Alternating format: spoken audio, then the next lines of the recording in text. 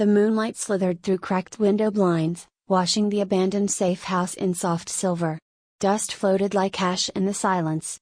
The apocalypse outside raged on, feral creatures still roamed, their snarls distant, but in here, in this fragile pause, the only war was the one happening inside them. Freen sat near the boarded-up window, hands bloody from the earlier fight. Her coat was torn, claws retracting slowly as her breathing steadied. She hadn't spoken since they'd escaped Saint. She hadn't looked at Becky. Not really. But Becky. She couldn't take her eyes off her. "Freen," she finally whispered, voice raw. "You're hurt." Freen blinked, finally facing her. Her eyes were glowing less now, though the crimson still danced faintly within them. "I've had worse." "That's not what I meant." The silence swallowed them again. A crack in the wall let in a draft of cold air. Becky wrapped her arms around herself, not from the temperature, but from the ache in her chest. She had kept her walls up too long. The world was ending. There wasn't time anymore for pride. She stood, took a tentative step forward. "You almost lost control back there." Freen flinched. "I didn't hurt you." "No. But you were about to. I saw it in your eyes." Becky's voice wavered. "You were about to give in." Freen's fists clenched. "I'm trying.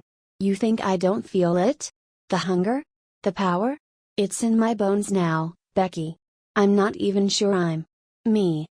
Becky's lips trembled. "I see it. I feel it every time you look at me, like I'm the only thing anchoring you." Freen opened her mouth but no words came out. Becky stepped closer. Her eyes glassed over. "I've loved you for a long time. Before all this. Before the mansion, before Saint, before your fangs ever showed. I loved the way you hated me at first. The fire in your eyes. And then, the way you softened when I cried in your arms that night. The way you stayed. The way you never stopped trying." Freen's breath hitched. "I didn't say it then," Becky continued, voice cracking. "I thought you'd leave. Or worse, you'd feel nothing. But now, watching you almost lose yourself, I can't hold it in anymore." A tear fell. Then another. Her shoulders shook. "I don't care if the world's burning. I don't care if you've got wings or claws or blood on your hands. Her voice broke, "I just want to be with you. Even if there's only a day left." Freen stood slowly, like every movement hurt. She stared at Becky like she was seeing her for the first time. Her lips parted, but she hesitated, like she didn't trust herself to speak. Becky turned her face away, ashamed of her tears. "Say something, please." Freen crossed the distance in a second. Her hands cupped Becky's face, trembling. "I wanted to tell you too. Every day. But I didn't think I deserved you. Not when I've killed. Not when I'm turning into this." "You saved me," Becky whispered. "You're saving me still." Freen leaned in. Their foreheads touched. "You're the only thing keeping me human." Becky exhaled shakily. "Then hold on to me." Freen kissed her. It wasn't soft. It was aching. Fierce. Like every suppressed emotion had broken free.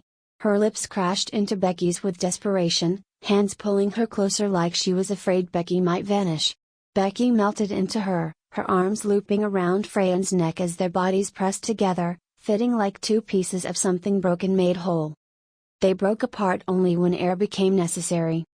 "I'm sorry I waited so long," Freen breathed against her lips. "Don't be," Becky whispered, tears still falling. "You're here now." Freen guided her to the bed, just a mattress on the floor, with worn blankets. They lay down facing each other, bodies tangled, breaths sinking. "Becky," Freen whispered into the darkness. "𝖗𝖊𝖇𝖊𝖈𝖆'. I'll kill Saint. I'll end this. Then I'll give you the world. If it still exists." Becky smiled weakly. "I don't need the world. Just you."